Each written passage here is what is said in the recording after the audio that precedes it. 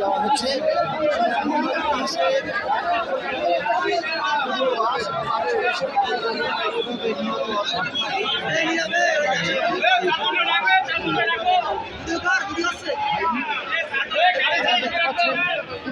Multimedia page থেকে সরাসরি আমরা আপনাদের দেখানোর চেষ্টা করছি। এটি হচ্ছে পৌরসভার ৮ নম্বর সভাপতি আব্দুল রাজ্জাক। এই পরিবারের যে নিকটটা ছিলেন তার লাশ সেটি নিয়ে যাওয়া হচ্ছে।